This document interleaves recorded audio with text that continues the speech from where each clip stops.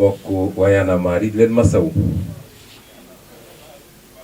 di wax ni l'entreprise de destruction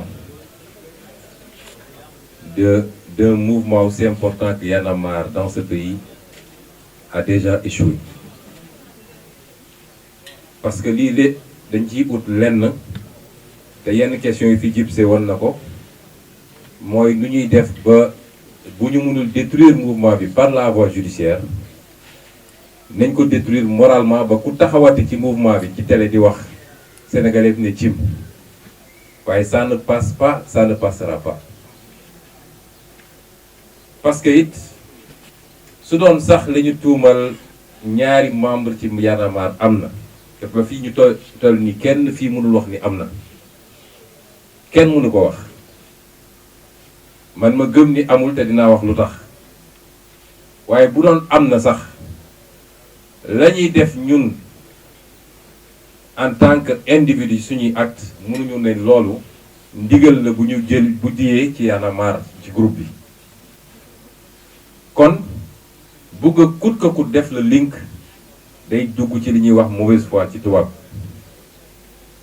waaye nag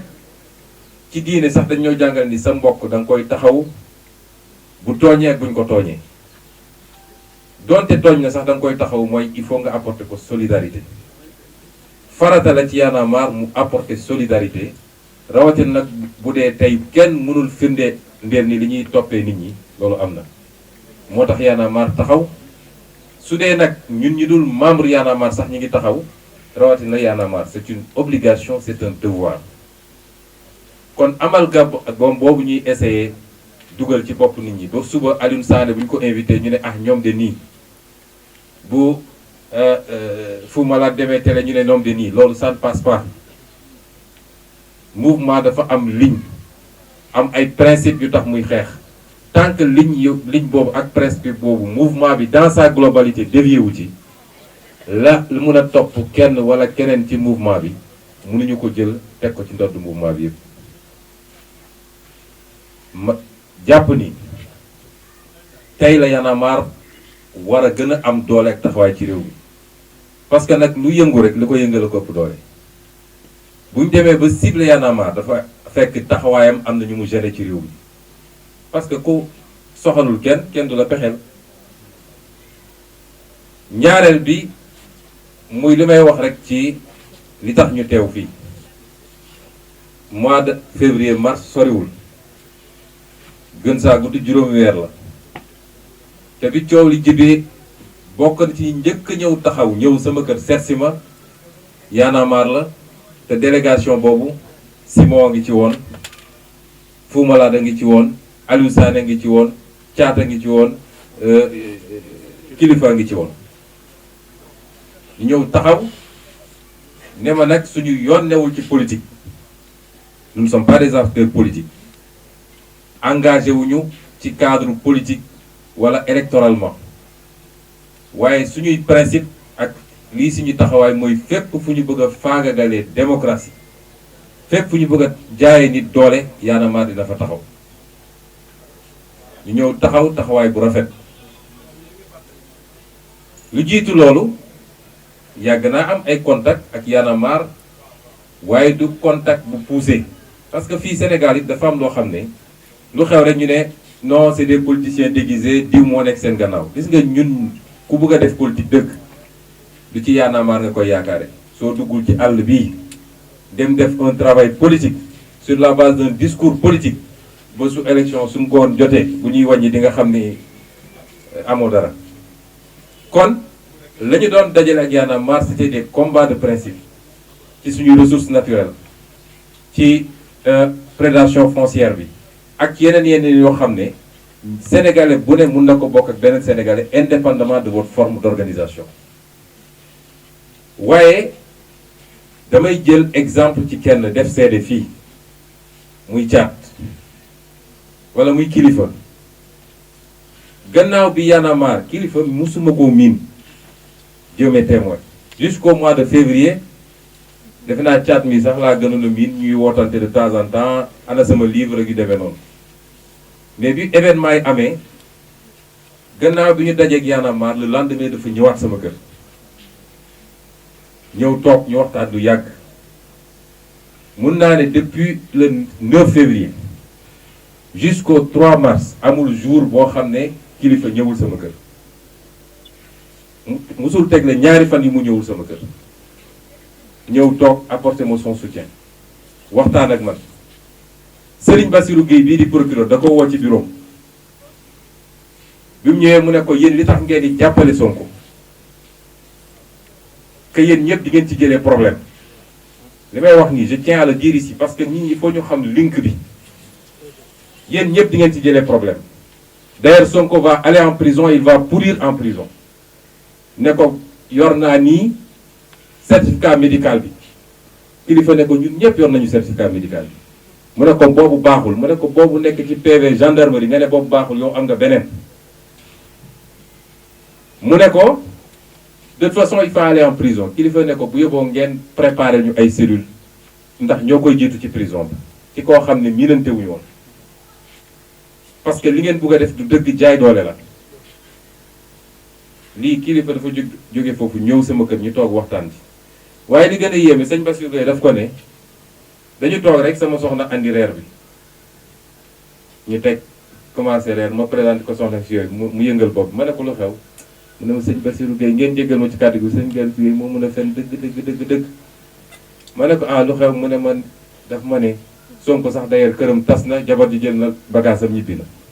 loolu ban rapport la am ak travail procureur ba di toppatoo kër jàmbur ndax tas na wala tasul c'est de la méchanceté gratuite et bête ça n'a rien à voir avec la justice te loolu mooy justice Sénégal yàgg naa wax ni problème mu Sénégal la koy tas dina jóge ci justice te ñeent ci biir justice bi ab procureur la ab doyen des juges la wala un juge d'instruction conseil constitutionnel cour suprême yu eesuwul loolu ñooñu ñooy les bras armés judiciaires et politiques de Macky Sall ñun ñëpp ñu koy seetaan ñeenti nit est-ce que war nañoo lëmbee 17 millions de Sénégalais suñ ne lii ngeen war a attee nga teg ko fële ñu ne la fexeel ba tëj Aliou Sané nga ne tey su ma naroon dem créer sax ay charges dinaa ko créer mais kii il faut mu tëj kaso avec une méchanceté que rien n'explique et j'interpelle la justice toute la justice parce que nag nañu waxante dëgg soo waxee ñu ne dafa attaqué institution bi ñun la Sénégalais yi c'est le peuple sénégalais c'est pas les 300 magistrats ils doivent rendre justice au nom du peuple sénégalais non pas au nom de Macky Sall bu dee nag am na ci ñoom ñu baax te ñun xam nañ ni ñi baax moo ëpp waaye ñuy seetaan li ñuy def ci justice lu dul yoon te kenn ci ñoom du ci addu ils sont quelque part complices balaa may dee ñu naan la justice marche bien c'est pas parce qu'il y a quelques cas mais quelques cas yi dañ koo xeeb li tax yàlla wax ci alxuraan ne ku rey benn nit dafa mel ni rey nga àdduna yëpp koo tëj ci loo xam ne du yoon dafa mel ni tëj nga àdduna bi yëpp parce que la liberté est sacrée yàlla dafa mooñaale nit ak liberté muy dem di ñëw di régler ay problème am nga jël nit ci lu dul yoon féetale caabi ci gannaaw ba pare dem nekk sa ceebu jën naan sa ataaya te toog di foog say doom moom dootul gis ay doomam ba pare nga ne loolu dañ ko banaliser ces injustices là moo tas réew bu mu sa tas te dina tas Sénégal suñ ci jógul parce que kenn du ko nangu je réitère ce que j'ai toujours dit le droit à la résistance face à l'oppression su Macky Sall jàppee ni voté ay loi yu ñàkk fayda ci terroriste dem suréquipé ay gendarmerie mooy problème bi na dem laaj waa Algérie dañu waa Soudan la un peuple qui dit non kenn mënu ko téye ñun nag jàppoon nañ ni les événements de mars dina ko delloo xelam tuuti mais lii wane na ko entreprise systématique de ciblage et de liquidation de gens simplement parce qu'ils ont dit non ce dossier est vide li tax ñu bàyyi escroquerie qui a escroqué qui une affaire privée nit ki déposé wul plainte nga ne escroquerie corruption mais dem leen lire article 159 code pénal pour corruption am il faut mu am un agent public boo xam ne dañ koo jox pour que en échange mu def wala mu bañ a def ana agent public bi après ils mettent leur connerie de X excuse-moi du terme comme dit Barthélémy Dias c'est du foutage de gueule tu prends tu mets X mais kan lañu corrompre dans cette affaire là parce que il faut coûte que coûte fabriquer des preuves pour que ñii dem tëddi kaso mais ñooñu ay borom kër lañu dañoo yor doom yor jabar yor ay activité yow mi leen tëj gënoo leen Macky Sall bi leen tëj gënu leen te tey su jugee palais dina dem toog ak njabootam et on nous dit laissez passer balaa may dee ñu ne Sénégal réewu jàmm day fekk tous les acteurs dox jàmm te yow mi ñu jox nguur pour nga améliorer le sort des Sénégalais nga bañ ko utiliser pour di dal ci kaw nit ñi ma daaneel nag ci wax ni nous serons aux côtés de Y'en a marre dafa am combat yoo xam ne bu jotee bu ñu nangu fumisterie yi waaye c'est politique c'est pas man bi ma ci tollee ñi ñëw duñu politicien mais suñu taxawloon heure bi du ma toog fii di wax dafa am fu mbir di toll man je ne suis pas là en tant que politique je suis là parce que mes frères kilifa musuma woowee Sonko ñancoo la may woowe je suis là parce que dañoo jël justice instrumentaliser ko une fois de plus pour liquider des gens yoo xam ne su ma leen xamuloon sax war naa taxaw waxuma laa nag bu dee ñu ma xam la et vous aurez tout notre soutien